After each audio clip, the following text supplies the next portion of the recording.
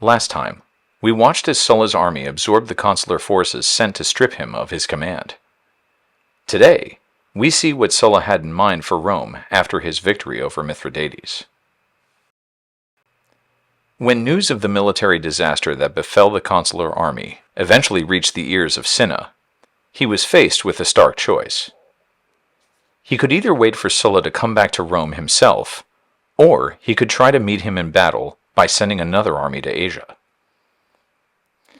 The more sound military option was to fight away from home rather than on Italian soil. If Cinna was going to launch a fresh invasion of Asia, he was going to need some help doing it. When consular elections came around again for the year 85, Cinna, who apparently would be consul for as long as he felt like it, appointed Gnaeus Papirius Carbo as his colleague. The pair began preparations for war with Sulla immediately.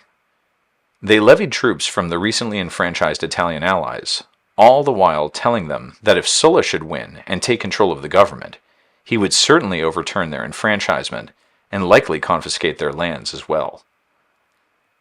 The plan was to cross the Adriatic and fight Sulla in the east. But support for this military action was sorely lacking. That was because Sulla had supporters in the Senate and in Italy. He waged his own counter-propaganda campaign, assuring the Italian allies that he had no intention of confiscating lands or overturning their enfranchisement.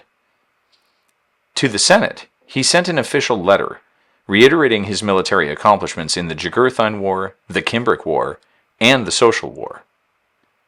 Then he detailed his successes in Asia against Rome's true enemy, Mithridates. Lastly, he asked for the annulment of his status as a hostis and the restoration of his property, and for legal recognition of his proconsular authority in Asia. This letter had the desired effect in the Senate. They ordered Cinna and Carbo to suspend all military preparations. But Cinna and Carbo would just ignore the Senate's order. The consuls determined to put a stop to Sulla once and for all, and to make him answer for his march on Rome in 88. To that end, Cinna crossed the Adriatic with his newly levied forces in early 84, while Carbo continued the levy of his own forces. Apparently, he and Carbo would maintain their consulships through the next year, an election having been conducted with only their names on the ballot. Cinna's first set of ships landed without incident in Liburnia, or modern-day Croatia. But the second set were met with a storm. Two of our ancient sources, Appian and Plutarch, differ on what happened next. Most scholars prefer Appian's version, which I present here. Tomende proton meros, eustathos dia plus. The first detachment had a prosperous voyage. The second encountered a storm, and those who reached land again escaped home immediately, as they did not relish the prospect of fighting their fellow citizens. When the rest learned this, they too refused to cross to Liburnia. Cinna was indignant and called them to an assembly in order to terrify them. And they assembled, angry also and ready to defend themselves. One of the lictors, who was clearing the road for Cinna, struck somebody who was in the way, and one of the soldiers struck the lictor. Cinna ordered the arrest of the offender, whereupon a clamor arose on all sides. Stones were thrown at him, and those who were near him drew their swords and stabbed him. So Cinna also perished during his consulship. Carbo recalled those who had been sent over by ship to Liburnia, and through fear of what was taking place, did not go back to the city, although the tribune summoned him with urgency to hold an election for the choice of a colleague. However, when they threatened to reduce him to the rank of a private citizen, he came back and ordered the holding of the consular election, but as the omens were unfavorable, he postponed it to another day. On that day, lightning struck the temples of Luna and of Ceres, so the augurs prorogued the comitia beyond the summer solstice, and Carbo remained sole consul. Apparently, Carbo had fully embraced the consul forever model pioneered by Marius. Sulla now resolved to send fresh communication to the Senate. He sent a message making it plain that he would still have to exact his vengeance on his political enemies, and that he couldn't safely relinquish command of his army, as he was much safer with it as his protection. The Senate, he said, was in no position to guarantee his safety.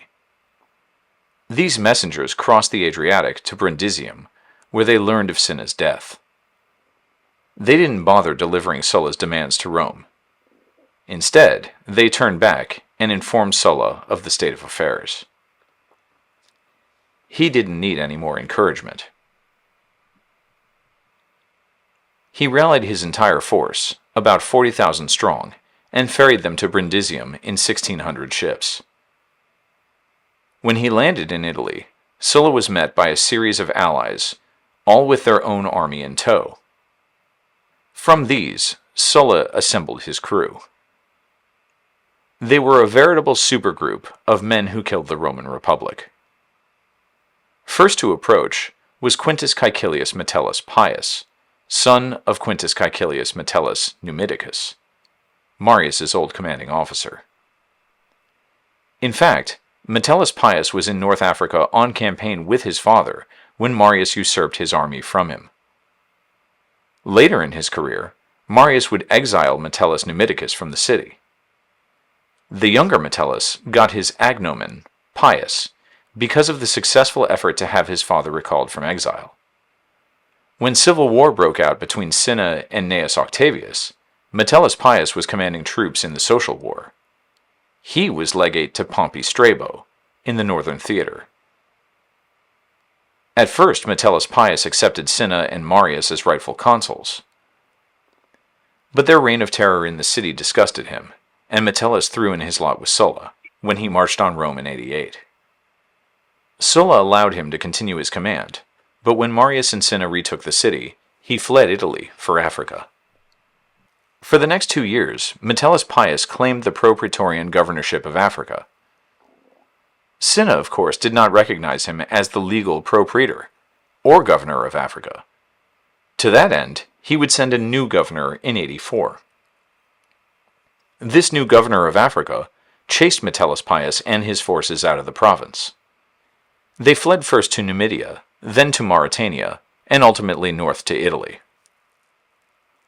He joined his forces there with those of Marcus Licinius Crassus, another anti-Cinnan military commander who levied his troops in Hispania. From their base in northwest Italy, the pair marched south and intercepted Sulla on the Appian Way. But they were just one of several. A steady stream of notable men with their own private armies kept joining their forces to Sulla's. For example, Pompey, the son of former consul Pompey Strabo, rallied his father's veterans and led them to Sulla's force on his way towards the capital. It's difficult to tell how much pro-Sullan rhetoric has been retrojected into the accounts of what happened next.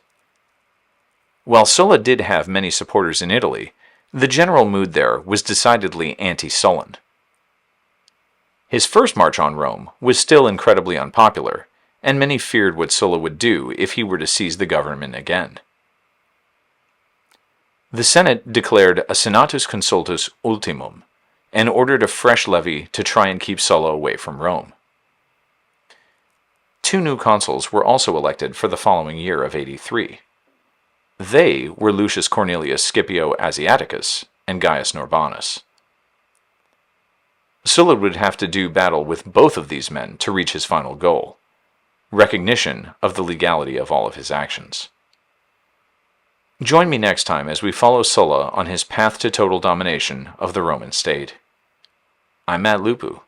Thanks for listening.